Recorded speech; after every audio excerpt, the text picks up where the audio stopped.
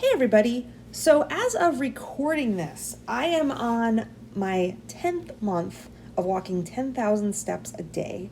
But when I reached 6 months of 10,000 steps a day, I decided to create a planner spread.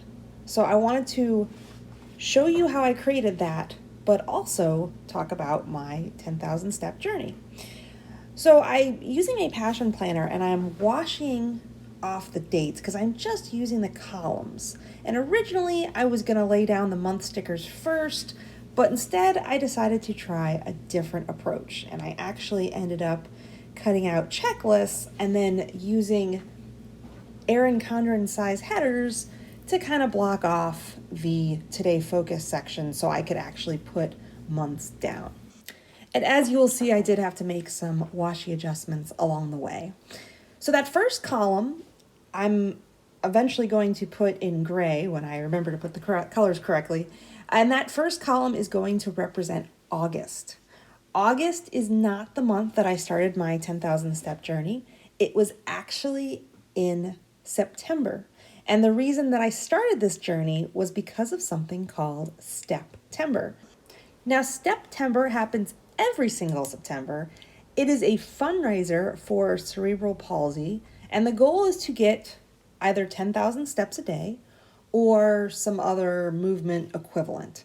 And it's really on an honor system. It doesn't sync up with your Fitbit. You have to manually go in and type in your steps.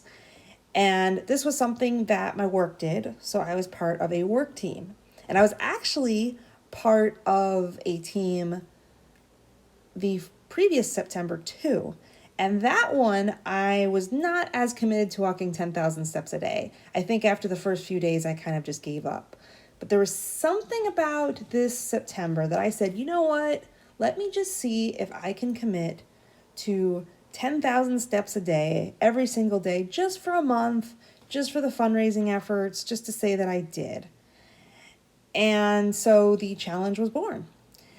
And so as you see, I'm laying down my headers, and these are actually EC sized headers. And what I did was I used a checklist to try to cover up any gaps. And now you will see me laying down the months. And these are actually clear stickers that I use for the months. And so each column will be a month, and then you will see me start to write my steps in. So like I said, I started with August. And you will see I had to go all the way back in my step history to try and figure out where exactly I started for my steps. And luckily I've been wearing a Fitbit for tons of years, so I have all that valuable step data. So what I did first was I took one of my fine liners and I actually wrote down each individual day in the columns so I could keep track, because I knew really quickly it would get out of hand. And so I wanted a way to keep track of each of the days and not lose track of them. So originally I thought, well, maybe I can just number the columns every other column so I don't have to keep on writing down the different days. But eventually I figured out, you know what, I'll just write each day down on the individual columns and not have to worry about cross-referencing and things like that. And then I actually purposely chose a medium tipped fine liner. I actually have fine point, but I really didn't feel like those stood out as much. And so this, with the numbers, I can clearly see what days are which line. And then I actually wrote the last day of each month first, because I knew that if I didn't, I would just put 31 days in February and then I would have to white it out, and didn't want to do that. So now we have finally arrived at the end, and now it is time to actually start putting down my step data. And so of course I went to my phone to correspond for these numbers, and I am using a 0.7 Bic intensity pen. And normally I use a 0.5, but I decided to try out the Bic intensity because it has a very bright color. And as you're going to see in a moment, I'm going to highlight. And I was hoping that the highlight wouldn't smudge too much because that's its claim to fame.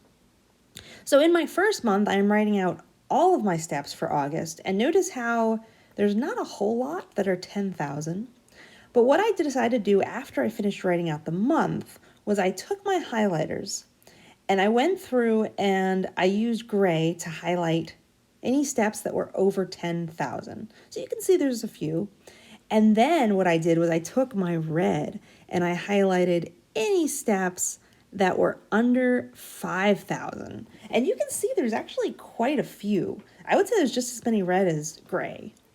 So this just goes to show you, and as you can see I'm writing, I have 9 over 10,000 step days and then 6 under 5,000 step days.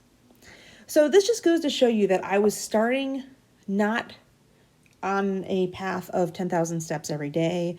Maybe like a third of the days were 10,000 steps. But then as you'll see in September, I really tried to make a conscious effort to do 10,000 steps. And some of these days, it was the end of the night. I'm looking at my watch and I realize, oh my gosh, I have 9,000 steps. I have to go walk around the neighborhood and get to 10,000. And those are my 10,000 step days that it was really a slog. But I managed to do it in September. And so now what I'm doing is I'm going back and I'm highlighting any days that were over 12,000. And I'm highlighting those in blue. And then I'm using purple to highlight any days that were over 14,000. So you can see that I had a few 12,000 step days. I had a few 14,000 step days, but still the bulk of my days were 10,000 step days. And so now we're getting into October, and this is when I wasn't really too sure about this whole 10,000 step thing. I'm like, all right, let me just start out a few days, let me see how it goes. But I actually continued, and like I said, some of those days I didn't really want to do it, but I said, you know what, it's the middle of the month, you might as well finish strong. And so I'm writing out my days, and then just like before, I'm going to go back and I'm going to highlight in blue and purple the 12,000 step days and the 14,000 step days.